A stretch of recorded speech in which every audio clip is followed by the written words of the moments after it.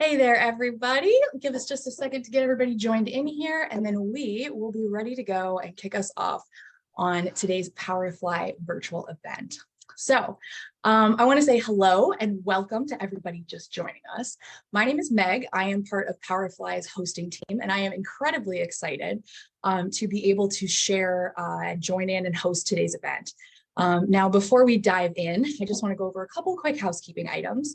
Especially important if maybe you haven't joined us for an event in a while, in which case, welcome back. Or maybe this is your first event with Powerfly. And if that's the case, hi, welcome. We're so happy to meet you and have you join us for these events.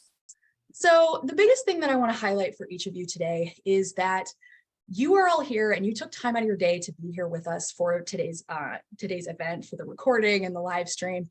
And we want to make sure that we reward you for that, and that you get to make the most out of today's event. So you can do that in a couple different ways. One of the ways that we encourage people to participate is to turn your cameras on if you'd like. I'm always really excited and interested to see how far, how far our global audience spreads. And it's always a great time to be able to meet new people and connect and share our smiling, maskless faces safely. Now, no need to be Instagram perfect. It is not a pressure thing here. We want to meet you where you are. So we don't care if you are coming to us in a ball gown or your bathrobe. We don't care if you are in a corner office or on your living room couch. Please, please, please feel free to meet us here and let us share our resources with you. So the other thing that I want to highlight for you here is that if you do want to participate, but you don't want to do so with your camera, that is not a problem. You can always go into the group chat there. We are absolutely happy to encourage you to ask questions, tell us, send comments, let us know how you're feeling, or, if your lived experience is different than maybe what we're talking about today. Now, like I said, today's session is being recorded. We're also live streaming to our YouTube channel. I'll share a little bit more with that about that with y'all in just a moment. But what that means is that you don't have to take notes today. You get to sit back, relax, and enjoy the conversation that I'm going to have with Jocelyn. Now, you get to sit back and relax, but it also means that if Jocelyn says something today that is just so mind-blowing, you cannot wait to share it with a friend or a coworker or a relative, you don't have to. So in about 1 to 2 business days, everybody that registered for today's event is going to get an email from Power to Fly. It'll have a link to where you can rewatch this recording when it's posted on our website. Like I said, that usually takes about 1 to 2 business days. Now, if you don't want to wait, that's okay. You don't have to. You can always head over to our YouTube channel. I'll be sharing links for all of this in the chat in a little bit. And once you are there, you can search a whole section. There's a big segment of our archives of our recorded chats are stored on that YouTube channel. And you can also, like I said, check out the video on our website. There is our entire archives are there, y'all. Everything that has happened from the beginning of Chat and Learns to now. So you can take advantage of all of these resources, learn and gain the expertise and experience of some amazing people, y'all. We get to talk to some really, really great people on our events.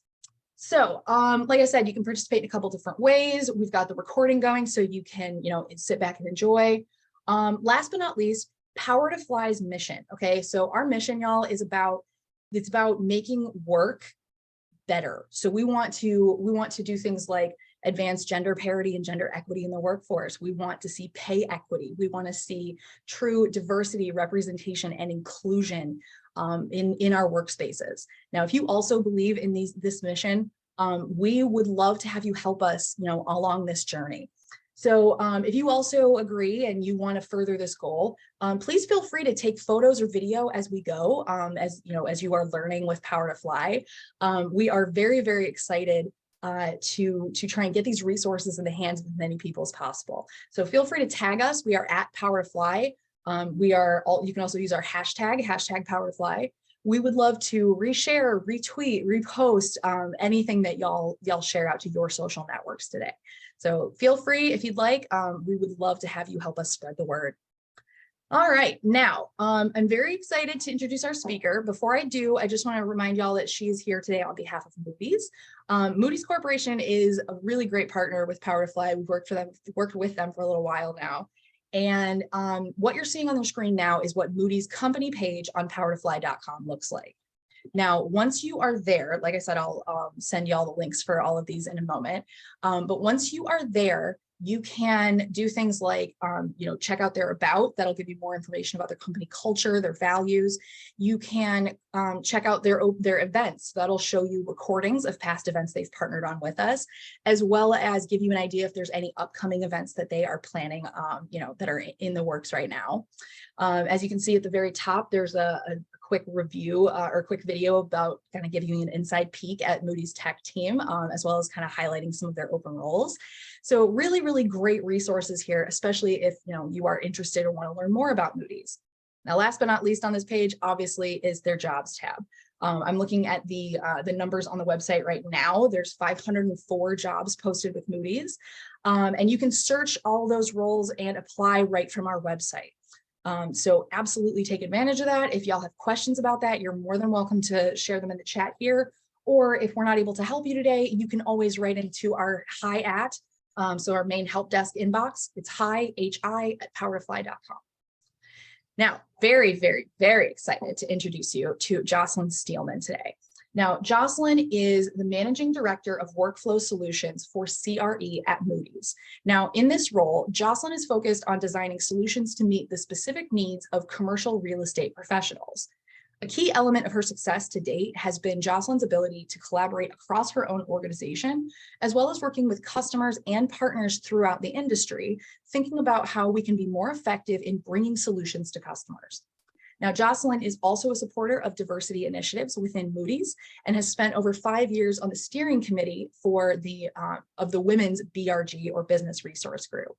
Jocelyn is a member of the Women's Bond Club and is also an active supporter of the New York Harbor School. Jocelyn, I am so excited to get to dive in on this subject with you today. Before we do, is there anything else you would like our audience to know about you, or anything you want to touch on before we dive into questions? Sure, just a really quick thing. Thanks so much, Meg, for having me here today. I'm really excited, to speak with all of you, and thanks to all of you for taking the time out of your day to join this conversation. I think just one thing I would highlight is, this bio highlights what my current role is, which is relatively new for me, that I did spend a large portion of my career, focused more on the finance side, and have pivoted now into product and customer facing role, which has been a really exciting change. So I think, as we go through this session today, if people have questions around, that transition and collaboration, which may come up a couple of times, feel free to type into the chat or ask any questions around that as well. Great, excellent. Thank you so much. And then just, to echo what Jocelyn was saying here, if you have a question that you wrote into us and you're not sure if we're going to get to it today, ask it in the chat. If you have, if you wrote in a question, we're going over it, and maybe there's some more context or details you want to give to us, please feel free to send that in the group chat. If you have any questions or comments that you want to raise, but you want to be kept anonymous, no worries, y'all. You are absolutely welcome to DM me. You can find my name, Meg Alexander, on the dropdown. So you'll send your question or your comment to me instead of to the entire group. Now, just as a quick flag, as we are going here, make sure that as we're interacting with our fellow attendees, that we're leading from a place of kindness and respect. I know this is something that is very second nature to all of our Powerfly attendees. And then last but not least, I do see we've got a lot of people that are shouting out and letting us know where they're joining from. We've got Fremont, California, Rochester, New York, the UK, Omaha, New York City. So if you have not shared and you want to, please feel free to let us know where you're joining us from today. I'm coming to you from Toledo, Ohio. It's land that was indigenously cared for by the Fox and Kickapoo nations in my area. So if you want to share where you are, or if you know whose land you're on, let us know. I'm really, really excited to see how far our global audience spreads. All right, Jocelyn, to dive on into questions, we got some really, really good ones. So one of the first ones we wanted to talk about was, if someone is new to a large corporate environment like Moody's, do you have any suggestions for building connections while you're working with such a large number of people across teams? I think this is, something that if you are not used to a larger corporate setting, it can be really, really kind of disorienting, right? Like, who do you connect with and how do you maintain all these relationships? So what do you think of this question? I think it's a great question. And I think particularly in this environment, sort of post-COVID, when a lot of people are working in a hybrid workplace, it's really hard to make those connections and also figure out how to navigate the organization. And, it's something that, I just touched on a little bit a couple minutes ago, that I am relatively new in my role. So I've worked at Moody's for a long, long time, over 20 years, but I've actually only been in my current role less than 2 years. And by moving into a new division, it's something I had, a challenge with, of they were all new people and how did I figure out who they were. But one interesting thing is when you're part of a large corporation, there's actually a lot of tools and usually a lot of infrastructure that you can take advantage of. So, for us, we post org charts on our intranet, or we, have other HR resources where you can look up people and their bios and, what information they can provide on their background. And something that I would actually do is, when I was brand new, I used to, the night before, go through my whole calendar and figure out who I was meeting with and try to look them all up and understand who they were. And after the meetings, reach out to individuals to connect and really try to, make those personal connections. It was a lot of work, takes a lot of time. It's not easy, but it is worth it to put in that effort up front to try to understand the organizational landscape. I like that. I very much like that idea. It's something that we talked about when I joined Power to Fly. And granted, we're nowhere near like the large corporate structure idea, but it can feel kind of similarly disorienting when you're not in a physical location with any of the rest of the team, right? It's very easy to just see a sea of names and faces and titles and not really know. Did you have any kind of guidelines for when you were going out to like make these connections? Was it just people that you organically worked with throughout the business, or did you have any sort of structure or plan, around that? So initially, I let it happen more organically, right? I just wanted to see emerge like who the touch points were and who I was interacting with. But then I think once I got my feet wet, then I was able to become a bit more intentional and try to really figure out, maybe who some of the leaders were within those groups, and also which teams seem to work together. And then the last thing is also identifying people who maybe are in the same functional area, but maybe different groups in the organization, to try to make those connections, to understand, even when you're brand new, you're always thinking about the next step in your career. And so understanding where people may have the same functional areas or skill sets as you, but in other areas in your organization, becomes really helpful tool to start to navigate, in a large corporate environment. Yeah, of course. Okay. So when it comes to those making those connections, as you are continuing and kind of like trying to maintain them over time, do you have any guidelines for how you manage that, especially if you are onboarding into a new org and there's so much else going on around you? Yeah, I think you have to make the time and space for it, right? And be intentional about it, that people aren't going to just come knocking at your door or ping you, and so setting some time aside every week where maybe there's some intentional touch points, one-on-ones with certain individuals, and also leaving space to continually do that with new people in the organization, right? People you haven't met before. And I try to maintain that type of structure for myself at least a couple of times a month, to set aside time to make sure I'm connecting with maybe people I haven't had the chance to connect with before. Yeah, I like that. Okay. All right. So we started to touch on the idea of, being a remote employee. And one of the things that I've found in my remote roles is that sometimes there's not a lot of structure or a lot of like published protocols for the communication process. So if you are managing like kind of cross-functional collaboration across fully remote teams, what are some of the tricks for doing this successfully?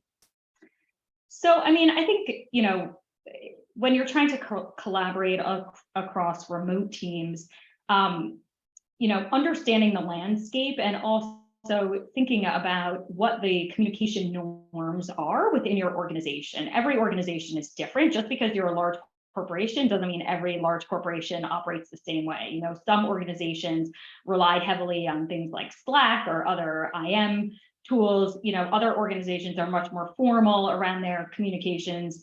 And so I think, something as you're navigating with your own teams, if you're finding it difficult and you don't really know how do you create those connections, or you'd like more structure in the communication, it's okay to make suggestions and reach out either to your manager or other peers and say, hey, what if we start a Slack channel?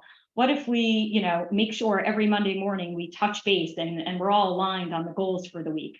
So, I think there's nothing wrong with coming up with ideas and suggestions. I think the one thing that I bounce it with is, you want to make sure you're also offering to do some of the work, right? Like if you're going to suggest, why don't we put a new framework for communication in place to try to keep us better connected?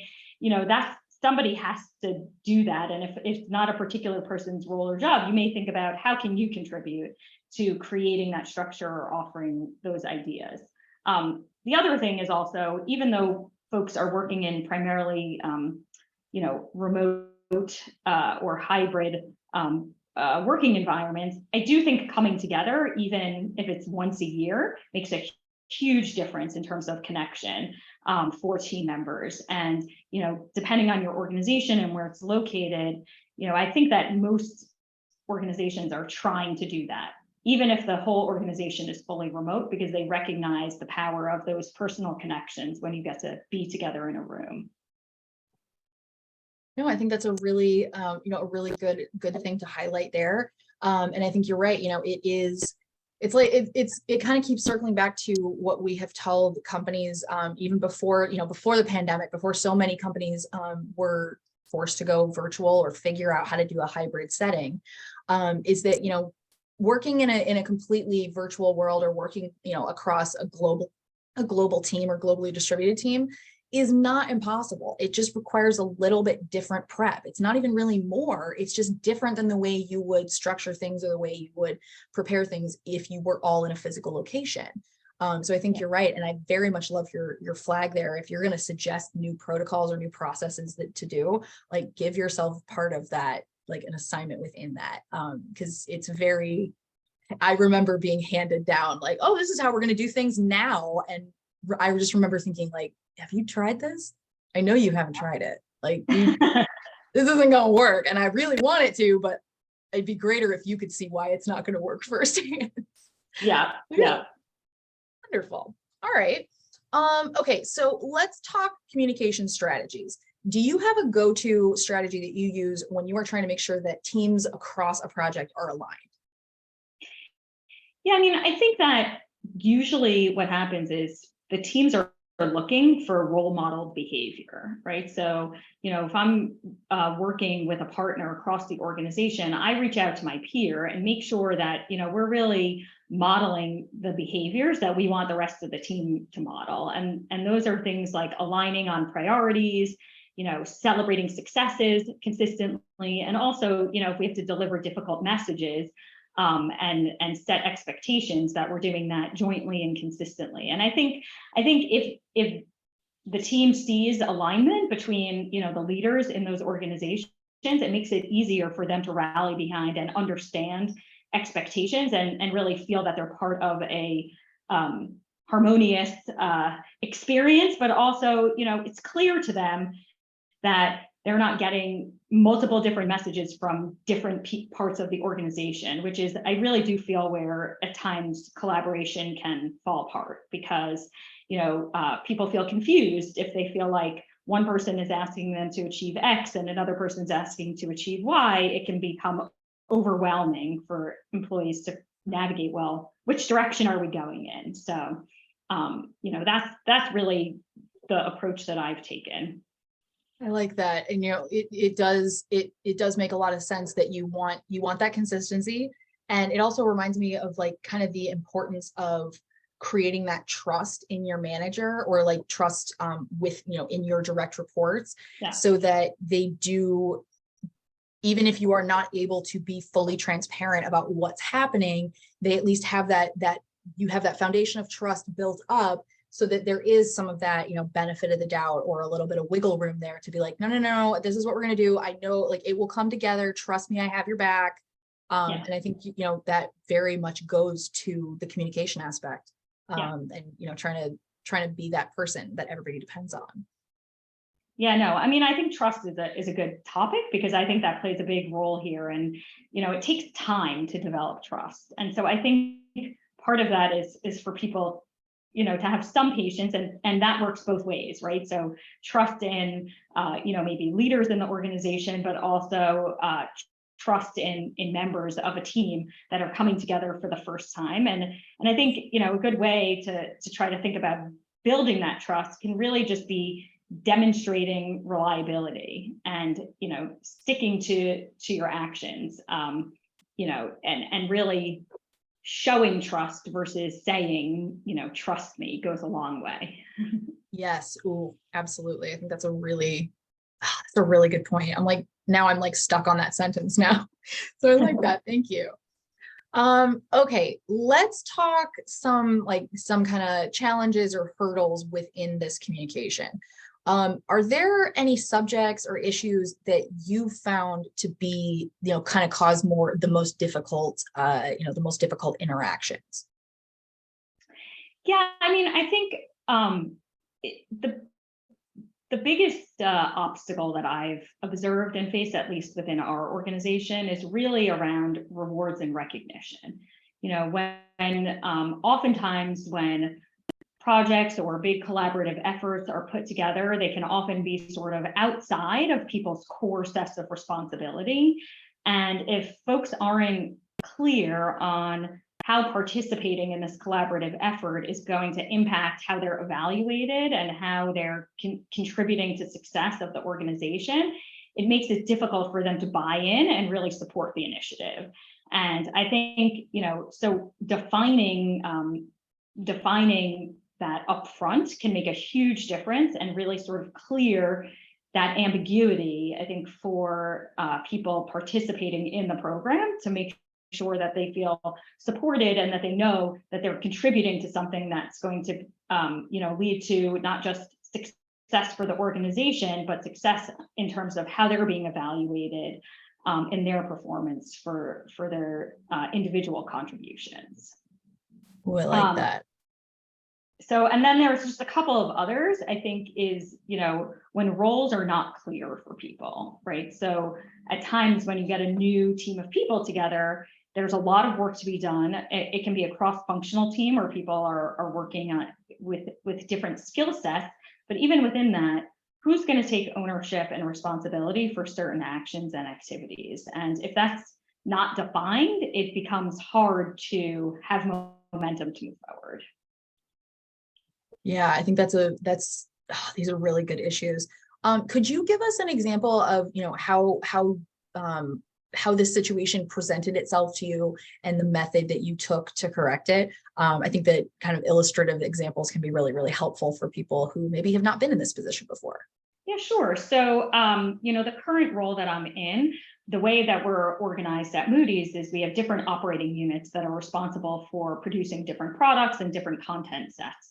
But the Workflow Solutions team that I lead actually sits directly in between two operating units, where we have one side of the house helping to contribute in building technology, and the other side of the house focusing on product strategy and go-to-market strategy and product design, right? And I'm saying that very clearly and articulately now, today, but I think when the initiative was first coming together, it wasn't clear how each group, members from each team, were going to contribute to that success. And it probably took us about 8 months of trial and error in terms of, one, how we organize the team, and even just the titles and roles that we gave to people to help create clarity over and avoid duplication of efforts, and make people clear on how, on an individual basis, they were going to contribute to the success of the program.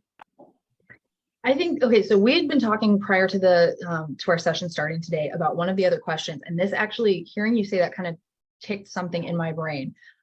This person had written in saying, what are your main tips for cross collaboration without overstepping, or to help show that you're a trustworthy partner? And this I think is what maybe this person meant by overstepping. If this is your question and we're not tackling this in the direction that you intended it, let me know in the chat. I would love to make sure that we get you the answer you came for today. But so let's tackle that kind of idea of that overstepping. To me, that kind of sounds like what you're describing in terms of like duplicating work, or people not being clear on what is their responsibility versus what is someone else's responsibility.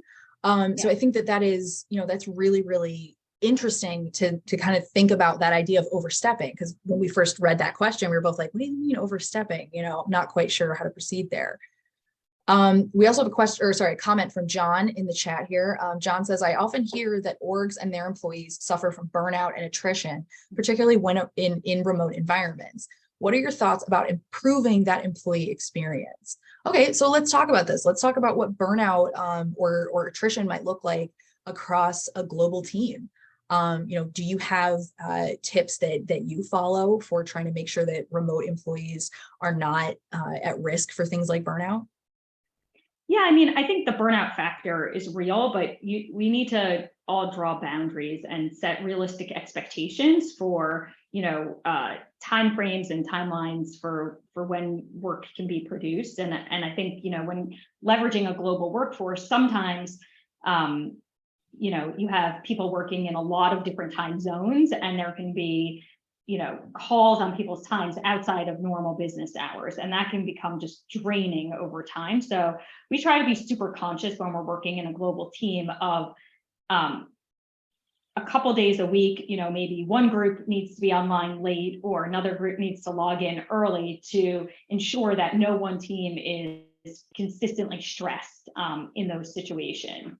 So those are, some tips that we take, and I think also, encouraging people to use their time off.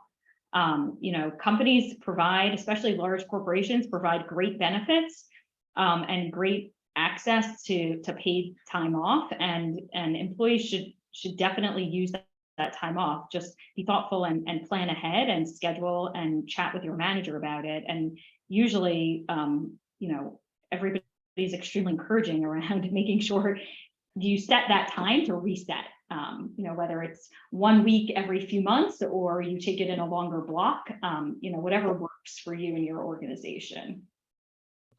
The one thing that I think is a really good point that you made there is that idea of setting those boundaries. I think that is not something that most of us are set up to do.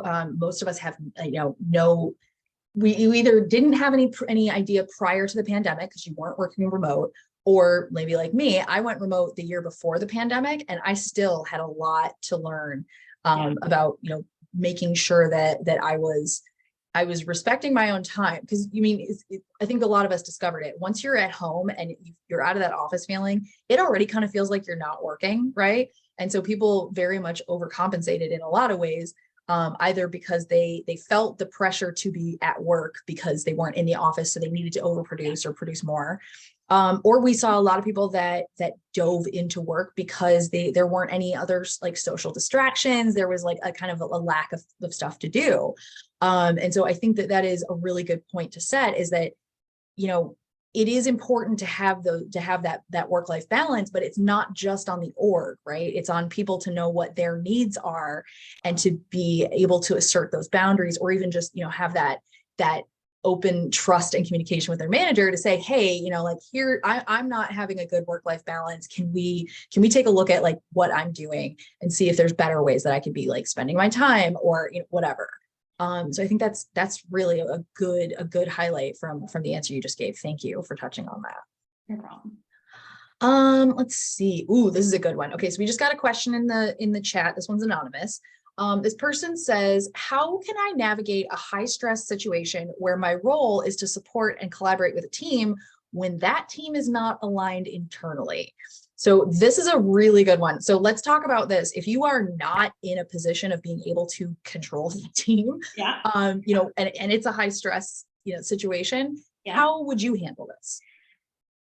So I think the most impactful way to highlight is to be specific, right? When we say the teams are not aligned and you're feeling stressed and frustrated, I think getting concrete around very specific examples and actions that either, that team is taking, or where you don't have the clarity or the information that you need that to feel that enables you to be successful, it's perfectly acceptable and encouraged to ask for it, right? But if it's just, sort of going to your manager and saying, this is frustrating, I'm annoyed, and I'm stressed out, those aren't really actionable things that somebody can help you navigate through. So make sure, that you think about what are those actionable items that somebody can help you navigate through. Thank you. I think that's a really, really good point. You can't just bring somebody like, hey, everything's a mess. This is all on fire. Yeah. Help. Yeah, I like the idea of having that kind of proactive. It also harkens back to what you said earlier about like, if you have an idea of a new process or something, like be proactive with it. Hey, this is something I want to participate in as well. I think that's a really good through line that, has kind of arisen in this. Okay, so we have 30 minutes left in today's chat. I want to make sure that we are saving time for audience questions. So if y'all have more questions that you want to submit, maybe we're talking about a subject and you want to dive in even deeper. Maybe we're talking about a term or an idea that is unfamiliar to you and you want us to kind of break that down. Please feel free, y'all. You took the time out of your day to be here with us. We want to make sure you get rewarded for that and get the answers you came to today's event to get. All right, so we had a lot of questions that were written in with people in kind of very specific situations. This person says, one of my program's cross collaborations is with a department that is not always efficient, and missed deadlines can absolutely impact me negatively in this partnership. Without being a nuisance, how can I help to step up their game so that our program can run smoothly? So this is kind of along the same lines, right? Yeah. You're trying to work with a team that you can't really control. Yeah.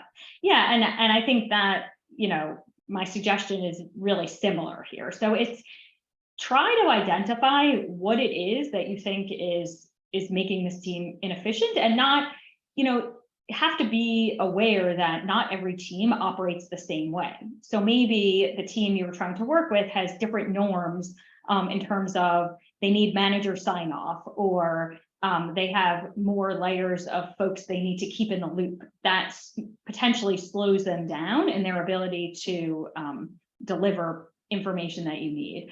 And I think once you're able to identify what is actually causing that inefficiency, the only thing you can really do is plan for it. So once you know it's going to happen, I think, you really can take on the responsibility of building that into the plan, but then also approaching them with what are some remediation plans up front for when missed deadlines happen. And then, I think the other item I would highlight is, are they clear that and understand the impact of their actions, right? So when they miss a deadline, do they know what that impacts and how it's affecting the rest of the organization? Because I think sometimes people just aren't aware of the impact of their actions. And once they do understand that, they're able to more easily sort of come to the table and figure out, well, how can we make this so we don't cause those ripples throughout the team and throughout the program? I very much like that statement there. You don't know what you don't know. Yeah. And so I think it is very important to have that communication, but to kind of harken back to what you said a couple questions ago, be curious, ask the questions. Just because your team runs differently than theirs does not necessarily mean that the way your system works is superior, or that it will even work for this other group. Just out of curiosity, when you're talking about trying to account for things like, whatever their internal or their specific issues might actually be, the person that wrote this question in said that theirs specifically was short staffing. So if that's the situation that you're working with and you're trying to work around it, is that just as simple as like building in time buffers, to give them a little bit of extra space to make their deadlines? Or do you think, is there some other way that you would handle something like a short staffing issue in another team? Yeah, I think there's two approaches. So the one is the first you mentioned, right? And I think it's also being transparent around expectations for delivery, right? So if somebody is imposing a deadline on you to deliver by a certain point in time, having that open dialogue around it's not realistic. And I typically like to use facts to help highlight these points to people, because I think, it makes it much clearer. So, if you're trying to build software and you're trying to make it to a release schedule, there's only so many hours in a day, and there's only so much production that individuals can have. And so it's a numbers game, and you can do the math and you can easily sort of demonstrate why maybe some of these deadlines need to be stretched or moved given the capacity that you have. But the other way is to try to be creative and think of, well, how can we increase capacity? Are there other people maybe within our own team who have skill sets that can help supplement some of these activities? Or are there other activities that those folks have on their plate right now that can be, offloaded to other individuals? So trying to come up with creative solutions if, deadlines are fixed and really can't be moved is, there's a lot of different ways to come at it. I like that. Okay. We're getting some great questions in the chat thread here, so I'm going to try and get to some of these. Chriselle has asked, how can you bring up discussions around privilege and power dynamics that you feel are impacting the overall morale of a collaborative group? Okay, so Chriselle, let me know, chime in here. Are you coming at this from a manager perspective or from a team member perspective? Because I think that's probably going to give us two different answers. But let's start from a managerial perspective. How could a manager raise these? Okay, Chriselle says team member. So let's talk about a team member. If you are a team member and you feel like there are some of these issues at play within your collaborative group, so not just the one team, how would you as a manager prefer people bring this up? So, I think that, again, just going into the details of the specifics of the situation and, I think where it's perceived that maybe one team or one manager has more power than the other, and is that dynamic really there, or is it just being observed? And so I think it almost goes back to the answer I gave a few questions ago about, I would make sure that myself and the other manager were aligned on priorities, right? So if somebody raised this as a concern to me, I would reach out to the manager of the other team and make sure that we were aligned on our priorities and that message was being delivered consistently to the team to help kind of reduce some of that friction. I think that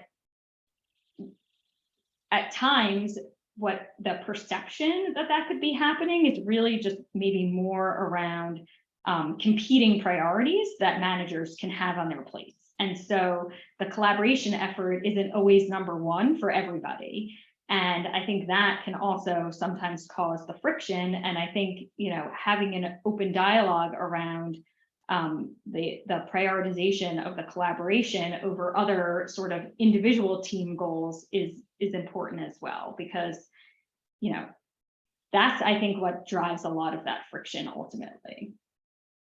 Yeah, I think that's a really, really good point. And if you've got follow-up questions on this, y'all, please feel free, write them in here. We'd love to keep breaking down these questions for y'all. Okay, Gabe has a really good question in the chat thread. What kind of initiatives would you suggest for an organization or team working remotely to help build trust and rapport? This is a really, really good one. It's something I feel like we talked about very early on in the pandemic, and then people kind of got it under their belts and then maybe got a little bit lax on stuff like this. Have you tried anything before? What have you seen work? Yeah, I think in the pandemic, we were doing a lot of this, which is making space to just have fun and be silly online together. There doesn't always have to be a purpose, and giving people the space to open up and get to know each other, as individuals, just outside of what's your work contribution. And I do feel like the Zoom environment is not so conducive to that, especially, there's no buffer time.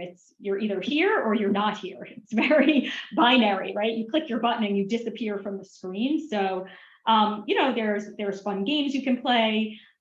We do an ugly sweater competition and we post it all in Slack every year and everybody votes on it. So it's finding ways to connect and get people to show their individualism, and maybe sense of humor a little bit through some technical channels.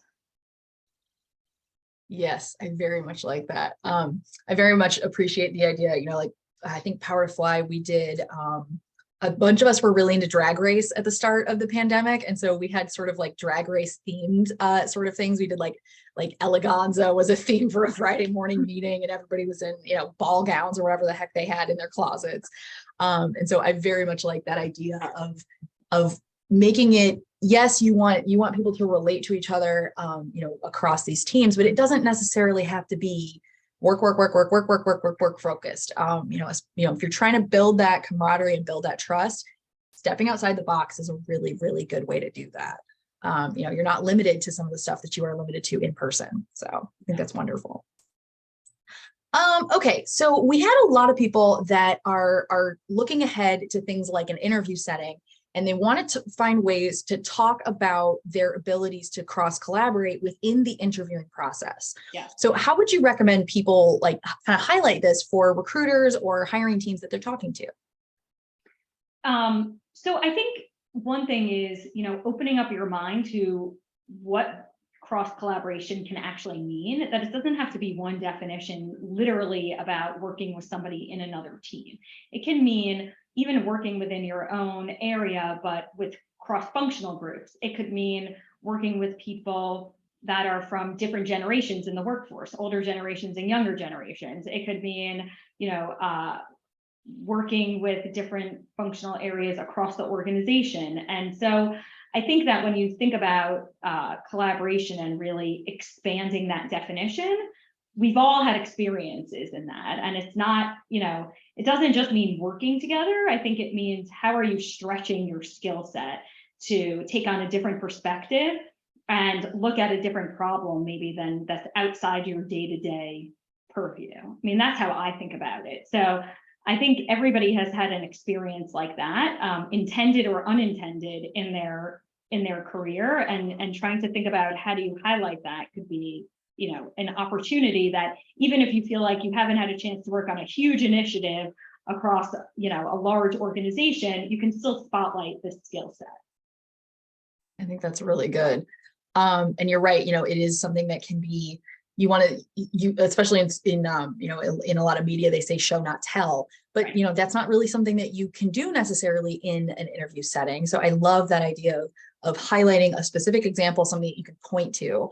And I very much appreciate your flag there that it doesn't necessarily have to be something that was assigned as part of your duties. It might not have been an official or like a really like formalized cross collaboration. It might just be something you do in the course of your normal day.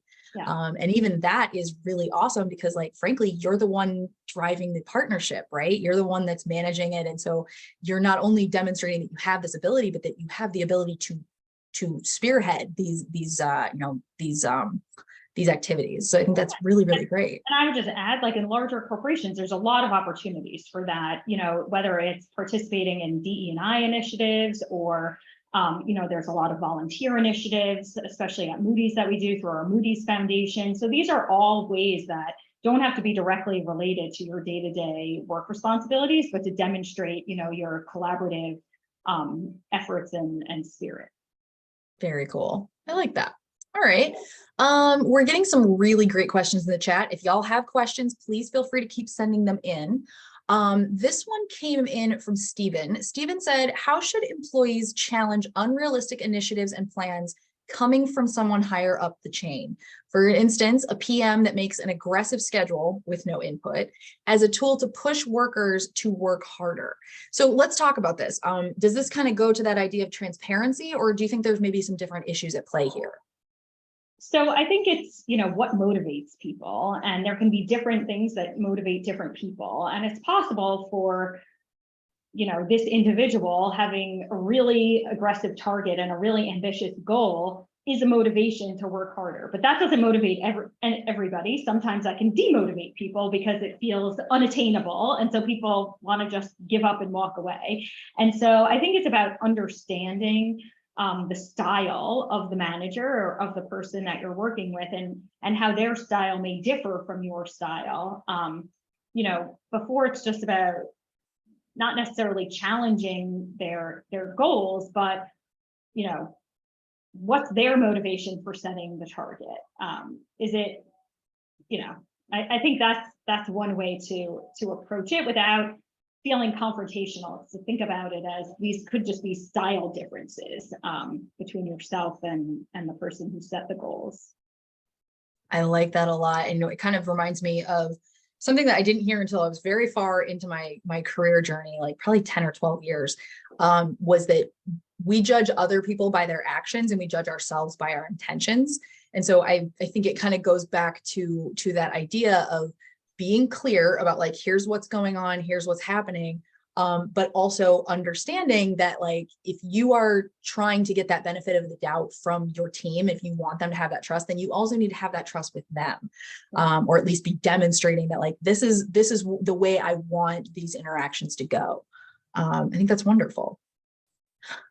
We also got a question. This one came in anonymously. Do you have any thoughts on keeping your camera on during Zoom meetings? This one can be very divisive. So I want to ask in the chat, if you are a camera on person, send me on in the chat. If you are a camera off person, send off in the chat. I want to know where, you know, kind of where our group divide is here. I'm an on person, but I'm also like completely comfortable looking goofy in front of everyone for no apparent reason. How do you feel about this? Do you think there's a difference? I think there's a big difference, but I also think it's, you know, situational. If you're in a small team meeting and there's 6 people on the Zoom and only 2 people have their camera on, I think it sets a different tone versus, you know, on a Zoom like this where there's, you know, 50 people, you know, and there's some spotlighted speakers. So, but I do request for my team that we have a team meeting once a week, and that in that team meeting, everybody has their camera on.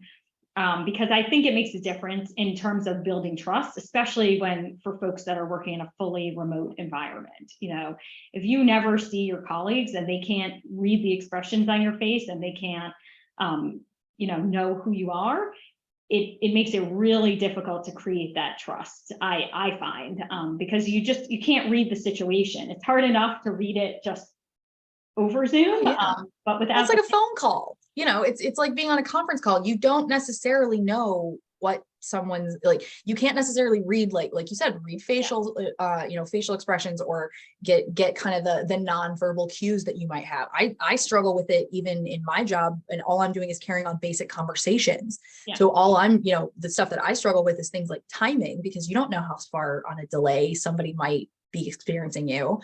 And so like, and that's something that I do every day, and it's a relatively small thing. So, yeah, you know, the implications for this in, you know, the wider implications across teams, across, you know, big initiatives could be huge. Yeah. Yeah. I mean, I do think it's trust building, but I recognize, you know, people do work in different locations and situations, and it can be difficult to have your camera on all the time. So I think, you know, flexibility there, and also understanding why some folks would be more hesitant. But in those cases where people are not comfortable turning their camera on, I do encourage people to at least put a picture up, because it's very different than staring at a black box with your name, versus at least we get to have an image of you and see your face. Yeah, no, I think that is excellent. It's something that we recommend for, you know, our virtual job fairs, situations where you do want to have that connection, but you might not be comfortable being on camera the entire time. You know, have an avatar, have you know, the AI artistic selfies and profile pictures are all the rage right now. Use one of those. Like, you know, it doesn't have to be you know, like your driver's license picture levels of like sterile and formal and whatever. Like, you can have what you look like, who you are. You know, I think that's a wonderful suggestion. Yeah. And, you know, we're seeing the divide in the chat here. Now I see it popping up. Yeah, bit of both, depends on the situation. Off, but it should be consistent. Everyone should follow the same. And, you know, I think this is a very much it depends answer. Yeah. I love the idea of calling it out, right? And making it clear, like, hey, this is a meeting where if you know, we would really appreciate you being on camera. Yeah. I've even been in meetings, especially like early on when I joined Power to Fly, there was a lot of like, hey, you can join this meeting. We'd love it if you have your cameras on, but like, you don't, like, nobody was client facing, right? So like, it was much less of the inference that you were somehow not professional because like you were in jammies but working. Like, nobody cares. Like, nobody ever sees me from the waist down. I've been full newscaster here for like 4 years, y'all, like crazy pants and sweats and whatever, because like, why be uncomfortable? Yeah. I mean, the one thing you just said that reminded me that, you know, some organizations don't allow employees to use their cameras, right? So I've actually been in sort of uncomfortable situations where you're on the phone with a client and there's 12 people on the phone and only the 2 people from Moody's have their camera on and everybody else is a black box. And, you're trying to build a relationship and, engage, and maybe sometimes it's a difficult conversation. But you have to respect that organizational norms can be different, and that there could be reasons for why people are not on camera. Yeah, that's a very good point. They might have bandwidth issues. It might be, not everybody is resourced enough to have a dedicated workspace. Not every, plenty of people that I work with especially pre-pandemic, worked out at cafes. So, having lights on or, having your camera on might not be a real feasible thing. Lorraine actually flagged something really good that I don't know that we've touched on previously, or at least I haven't in any of my chats. Lorraine says, I find that younger people in their 20s think it's fine to keep the cam off. I'm in my 60s and feel like it's disrespectful. So this is like a really good point of something that like would never have occurred to me, honestly, that there might be an age, a difference of opinions depending on your age level. Obviously, we don't want to stereotype. Not everybody in their 60s believes that you have to have your camera on. But thank you so much, y'all, for sharing these comments. I love when we get to kind of learn from each other on these chats as well. Okay, so let's see here. We've got about 9 minutes left. If you have a question, get it in. I want to try and get to as many as we can. But make sure you ask early. It's the easiest way to make sure we don't miss you here. Lorraine had asked earlier, actually, sometimes there's a perceived favoritism for like-minded or similar age team members, like older people versus younger. So celebrating successes equitably can be kind of a struggle. Have you experienced this in your, in teams that you've managed? So I think this is a very interesting question, whether certain groups of the team or certain segments of the team are like more successful than others, or their work is recognized more. How have you handled this, if you've perceived an imbalance on some of your teams in the past? Yeah, I think expectations being set on what groups can contribute what pieces to a project or day-to-day work, and clearly defining those roles and responsibilities carves out that space to be clearly, people will be clearer in understanding why this team is being celebrated, right? This is what they were being held accountable to deliver, and maybe they exceeded that goal and that target. Whereas if it's not clear, how we're defining success for each individual group, then it can feel unequitable. But I think my philosophy on recognition is to go broad and make sure I am pretty even-handed and recognizing contributions from all different teams, and not every group, because of their functional role, has the same type of contribution, right? The folks that are out there selling to customers, their goal is to bring money in the door, and they're going to get a big celebration for generating revenue for the firm. But it doesn't mean that we shouldn't celebrate, maybe more operationally focused folks who help keep the networks open and running so we can all Zoom with each other every day, right? There are different contributions, but equally as important in an organization. And we need to make sure we make the space to recognize the different types of work. I love, love, love this flag. Thank you, Jocelyn. And thank you so much, Lorraine, for asking the question as well. I think that was Lorraine. Apologies if I misassigned that question. All right, last question I'm going to ask before we start to wrap up today. Has your ability to cross-collaborate served you in your professional advancement? We talked about this a little bit earlier on when you were talking about like making connections and kind of networking as you enter a new and potentially very large corporate environment. Do you think that cross-collaboration has been key to professional advancement for you?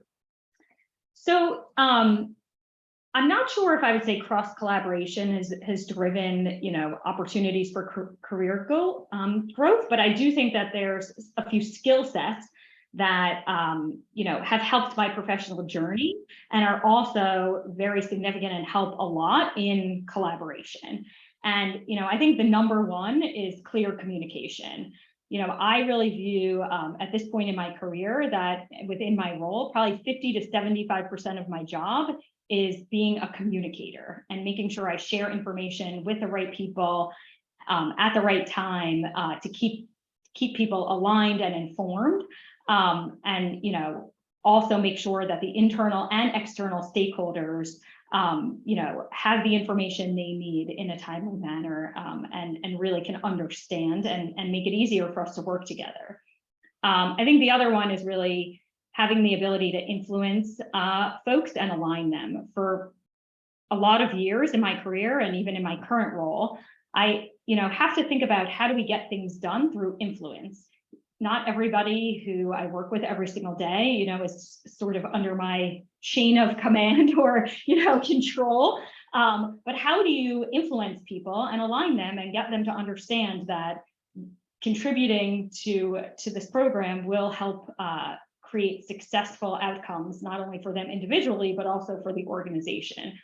And the last one, though, I actually think is a difficult skill, but learning how to say no. And it's a really important skill, I think, in the workplace, of how to do that appropriately and professionally, but recognizing the benefits of saying no at the right time. It can help teams keep focused and maintain balance of their priorities, but it can also create accountability by not just keep piling on more and taking on more and more responsibility. So, I think for me, those are skill sets that have really helped me in my career, and also help really create an opportunity for successful collaboration. Excellent. Excellent. I love that answer. Thank you. Okay, so we only have about 3 minutes left. I wanted to make sure we saved a little bit of time to talk more about Moody's. So what you're looking at here are some of the questions that we had asked Jocelyn about Moody's company culture before today's event started. So we talked a little bit about the company culture. You described it as curious and collaborative. And I love that your highlight for your favorite part was that there's always an opportunity to learn something new. Let's talk about your tips for someone who's interviewing. Are these Moody's specific, or are these tips that you feel apply across the board? Yeah, I mean, to me, I think they're across the board. I think showing you did your homework when you come to interview at an organization, the first thing I'm wondering is, does this person even know what Moody's does for a living, what business we're in, and how, we're a public company. And so, there's a lot of information out there to understand what we do and how our business works and operates. So I like to know that people, if they're interested in coming to work here, have taken the time to understand what we do as a business. I like that. And then, there are times when I interview people and I ask a question and I feel like they're just interested in making sure that they tell me about things on their resume, but it's important to just listen and make sure that the question is getting answered, and relating it back to your skills and your experiences, but not just, going off and saying what you want to say. I think demonstrates good listening skills. I like that. Last one that I want to hark on here is send a thank you note. How do you recommend people do this? Because I come from probably the last generation of send a handwritten, stamped, addressed thank you note. Yeah. How do you do this now? Yeah, I mean, that's obviously preferable, but I don't think people always have the information they need to make that possible in this day and age. And I think with people in, remote workforces and spread out globally, email is perfectly fine. I think just make sure that it's a formal communication, and the intentions are there. I like that a lot. All right, that is going to bring us to the end of time today. But Jocelyn, I just want to say a huge thank you for joining us, sharing your time with us today, your expertise. We really, really appreciate it. It has been absolutely wonderful to get to know you and learn from you for the last hour. Thank you so much. Thank you so much, Meg, and thanks to Power to Fly. Thank you to our audience members as well. Y'all are fabulous. You always bring amazing questions. I'm so grateful that y'all were keeping the chat hopping over there. Amazing questions submitted both prior to today's session as well as during. And, you know, these events don't exist without you. I don't have a job without you. So obviously I love the fact that y'all come to these. But the other thing that I want to highlight before we dive off today and we leave, pat yourselves on the back, y'all. You took an hour out of your day to do something positive for yourself and focus on yourself and focus on your career. So please don't underestimate the the congratulations that you should be giving yourself for doing these positive things. A lot of us don't have a lot of time in our day, and so the fact that you chose to spend some of it with Power to Fly and great companies like Moody's is, you know, something that we are incredibly grateful for. Thank you so much for that. We have a lot more amazing content coming to you the rest of this week, next week. So please feel free to check out, powertofly.com. I've shared a bunch of links in the chat thread where you can check out Moody's company page on Power to Fly as well. If this was your millionth Power to Fly event, if you're one of our frequent flyers, it was so nice to see you again. If you are one of our new team members or new community members, welcome. I hope that you had a wonderful time and that this is not the last time we will see you. Have a safe, happy, healthy rest of your day, and can't wait to see you on a future event. Bye, y'all. Bye.